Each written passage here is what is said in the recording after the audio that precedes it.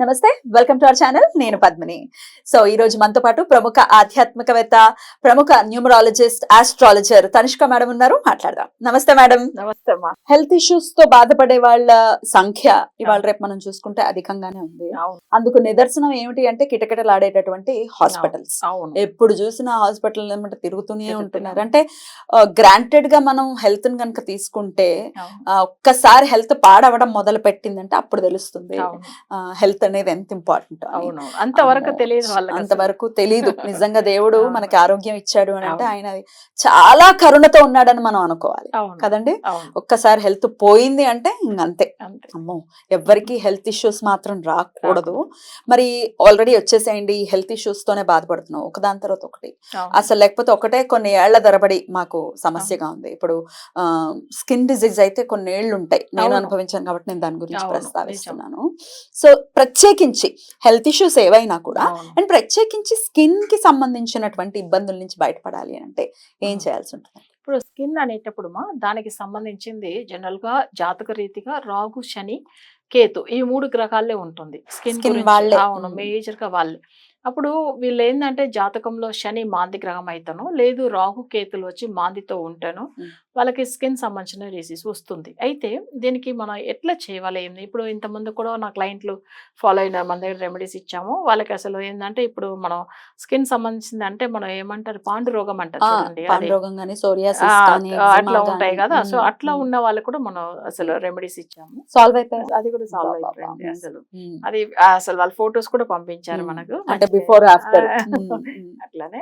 అయితే ఇట్లా చాలా మందిలకు ఏమైతుందంటే మనం రెమెడీ ఇచ్చిన తర్వాత వీళ్ళవన్నీ, ఎందుకంటే ఇప్పుడు వాడు ఇచ్చే రెమెడీ 100% రిజల్ట్ ఉంటుంది. ఇది కాకుండా కొంతమంది వాళ్ళు పర్సనల్ గా కూడా ఫాలో అవ్వచ్చు. సో అది కూడా కొన్ని చెప్తారా? ఎందుకంటే ఇప్పుడు చాలా మందిలో ఎక్కువ సమస్యలు ఉన్న వాళ్ళు జాతకం చూసుకుని కరెక్ట్ అయిన రెమెడీ ఫాలో అవుతారంటే 100% రిజల్ట్ ఉంటుంది. సరే కొంతమంది చేయలేదు, మన సరే ఇంట్లో ఉన్నాము, ఇప్పుడు ఇంట్లోంచే మనం ఎలా మొక్కు తీర్చుకోవాలి. సో అట్లా ఉన్నప్పుడు వాళ్ళకి ఆ సమస్యల నుంచి బయటపడాలి అంటే ఎట్లా పూజ చేయాలి? ఇంట్లో ఒకవేళ ఇంటి దగ్గర సుబ్రహ్మణ్య స్వామి టెంపుల్ ఉంటుంది అనుకోండి, ఆయన గురించి ఏంటంటే సుబ్రహ్మణ్య స్వామి, రాహుకేతులు జనరల్ గా సర్పానికి అధిదేవత ఆయన స్వామివారి మురుగుడు.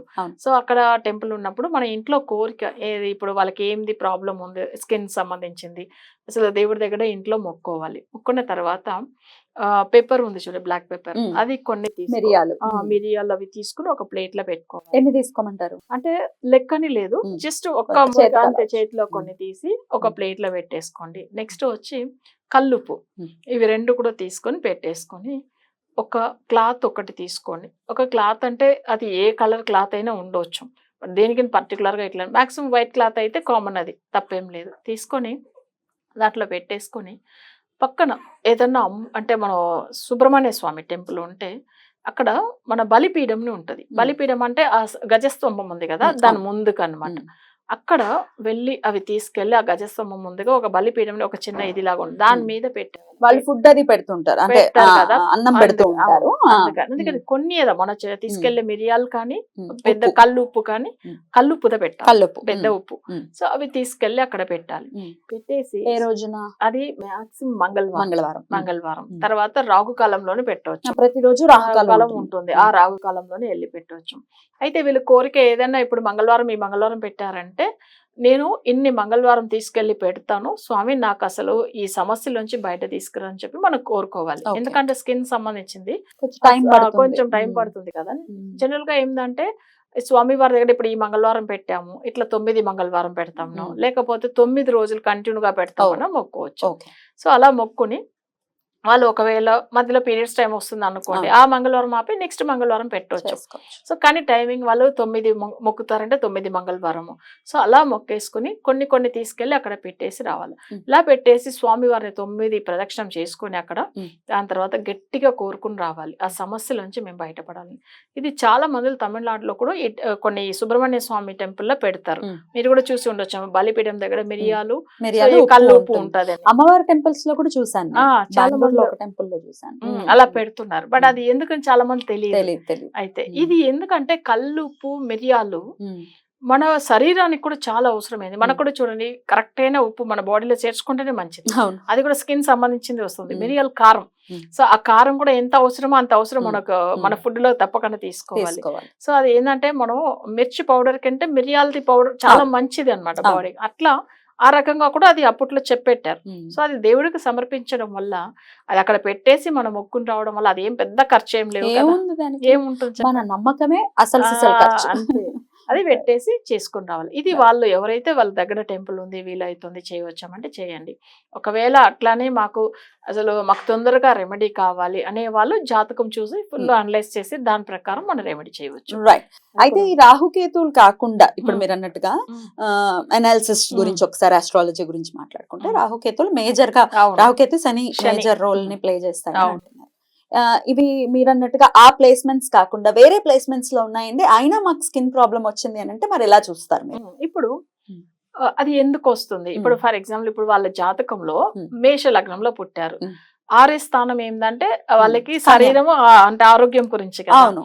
ఆ 6వ స్థానంలోనో లేదు లగ్నంలో మాంది గ్రహం ఉంటే వాళ్ళ ఫేస్ లో అసలు స్కిన్ ప్రాబ్లం, అసలు ఫేస్ పిగ్మెంటేషన్ కానీ లేకపోతే వాళ్ళకి పింపుల్స్ వల్ల కానీ లేదు ఏదో ఒక ఇష్యూ డార్క్ స్కిన్ వాళ్ళకి అసలు స్కిన్ డిసీజ్ తప్పకుండా వస్తుంది వాళ్ళకి. సో లగ్నంలో మాంది ఏదో ఒకటి వస్తుంది, డార్క్ స్కిన్ అయిపోవటమో లేకపోతే స్కిన్ డిసీజ్ రావడం ఏదో ఒకటి. బట్ ఇట్లా వాళ్ళకి ఏమైతుందో కొంతమందికి అసలు బయట వెళ్తానే చాలా ఏదో పింపుల్స్ లాగా వచ్చి మరీ ఇదైపోతుంది, స్కిన్ చాలా పాడైపోతుంది. అట్లా ఉండే వాళ్ళు కూడా అది స్కిన్ సంబంధించింది. లగ్నాన్ని ఫేస్ లో వస్తుంది. 6th హౌస్ అనేటువంటి టోటల్ గా మన శరీరం గురించి ఉండేది. తర్వాత చాలా మంది చూడండి చంద్రుడు హౌస్ లో మాంది ఉంటే కూడా ఇలా జరుగుతుంది. అయితే మన కర్కాటకం దాంట్లో మాంది గ్రహం ఉంటే కూడా వాళ్ళకి స్కిన్ ప్రాబ్లమ్ వస్తాయి. ఇప్పుడు మనం అనుకుంటాం కదా, ఇప్పుడు రాహు కేతు శని దీనికి కారకుడు. ఇప్పుడు ఎట్లా పుత్ర కారకుడు గురువు అని చెప్తామో అలానే స్కిన్ సంబంధించిన గ్రహాల్లో సూర్యుడు శని రాహు కేతులు.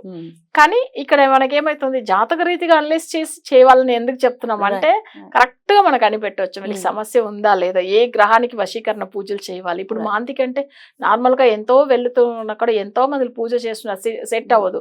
మనం చేయించే రెమెడీ వశీకరణం కదా, సెట్ అవుతుంది. మాంది వశీకరణం అది. అందుకని మామూలుగా ఏంటంటే భయపడుతూ ఉంటారు, అట్లా ఏం భయపడాల్సిన అవసరం లేదు. మాంది ఒక్కసారేనండి మళ్ళీ మళ్ళీ చేయిస్తూ ఉండాలి? లేదు, ఒక్కసారి జాతకం చూపించుకుని చేయించుకుంటే చాలు.